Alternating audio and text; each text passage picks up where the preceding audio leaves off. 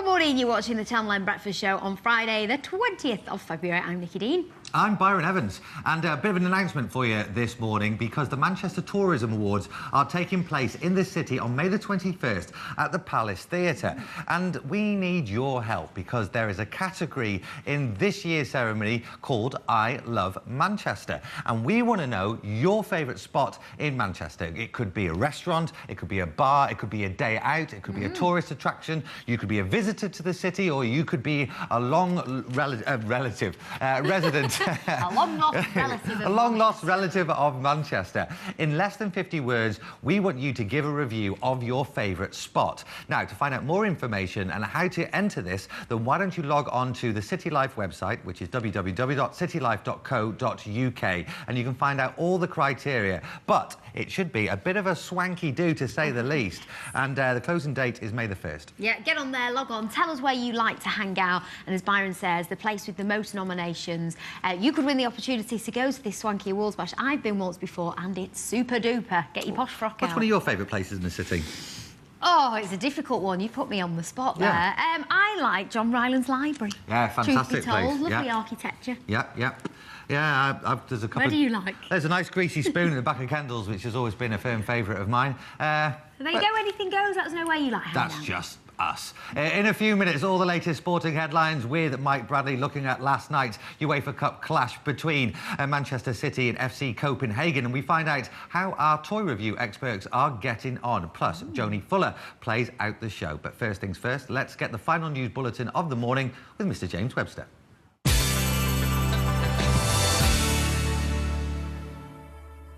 Good morning. These are the top stories so far this Friday, and more details have emerged about a baby boy found dead at a house in Rochdale. Leo Faulkner Parkhill's lifeless body was found in a cot at the weekend. He had several bruises on his body. The one-year-old had been put on the Child Protection Register 3 months ago after being taken to hospital with an injured arm that doctors said looked like it had been wrenched.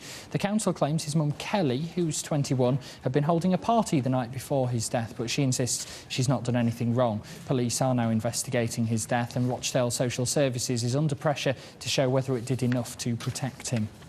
A teenager convicted of murdering a student from Moston will be sentenced later. The 16-year-old, who we're not allowed to name, stabbed to death Connor Black, who was also 16, last August. Another man, John Boyd, who's 21 and from Middleton, will also be sentenced for assault and perverting the course of justice. There's a court appearance later for a footballer who's charged with killing his former girlfriend from Farnworth in Bolton. Ricardo Morrison's accused of stabbing to death Amy Lee Barnes at her house last November. She'd worked as a model and also had a part in Hollyoaks. A toddler from Bury who suffers from a rare disease is starting an appeal to raise cash for the Manchester Children's Hospital where he's being treated. 17-month-old Rhys Dobson suffers from a degenerative condition called Lee syndrome. He's wanting people to take part in the Big Tea Break Challenge, where you could win the chance to have a cup of tea with Sir Alex Ferguson. The event is to ask families, work colleagues and people to get together and have their own tea parties to raise money for the appeal. The appeal is hopefully going to raise 20 million. How will the new Children's Hospital help children like Rhys? One of the two aims of the Children's Appeal is to build family accommodation for families like us with ill children. And when you have an ill child in hospital, it's obviously a very difficult time. So having a nice comfy bed, somewhere nice to stay, would make a dramatic difference. And also the appeal is to help fund for diagnosis of illnesses like Rhys. We were very fortunate that Rhys was diagnosed within 24 hours, which was just fantastic really, because having an ill child and being absolutely frightened of what's happening, it was great that we didn't have to wait that long until we had some answers. A report's branding primary school education deficient and calling for a more flexible timetable. Education experts say they're worried there's been too much emphasis on testing and on maths and English. They think it's stopping children getting a broad understanding of different subjects like history and geography. Radcliffe film director Danny Boyle will find out this weekend whether his hit movie Slumdog Millionaire has had any success at the Oscars. The biggest event in the film world takes place in Hollywood on Sunday night, and film editor Kevin Burke from the Manchester Evening News reckons he's in with a chance of sweeping the board. I think it's going to be a big night for Manchester at the Oscars this weekend, I should say. Danny Boyle, red hot favourite to win Best Director. Slumdog Millionaire, even hotter favourite to win Best Picture. They're also in line for another 8 in total, across although it's 9 different categories. Confusingly, they're nominated for Best Song twice. So they've got a pretty good chance of that. I reckon they've got a pretty good chance of about half a dozen altogether. Brits are going to be a good night for the Brits as well, I think. Kate Winslet, red hot favourite, Best Actress, I think. And both Winslet and Danny have got huge sort of momentum behind them after all the awards they've won in the last couple of weeks. Children in Bury are getting the chance to design their own playground. They've been invited to take part in a competition to draw their ideas for a revamp of 4 new play areas. We're designing a park and we're making a pond with benches around it, and we're making football nets out of rocks and we're putting soil and sand in them, and then we're making like a path out of sand and we're going to put trees over it so that children can run in and out of it. The idea today is to make as many little models as possible. The children are going to be let loose with sticking and gluing things and craft equipment and natural play things as well, like twigs and leaves we've gathered from parks ourselves. They're designing their own play areas, putting things in that they would like to see in their local parks. We've got funding from the government, 1.1 million over 24 parks in Bury. And basically, yeah, the children are having their input into free play in the community. We thought it would be quite fun to play in it because it's not like every day you see a football net built out of rocks and stuff. That's it from me for this morning. There'll be more in the Channel M lunchtime news at 12 noon. And don't forget, Andy Crane's here with all the day's main headlines from 5 tonight. Now, though, a look at the morning sport with Byron and Mike.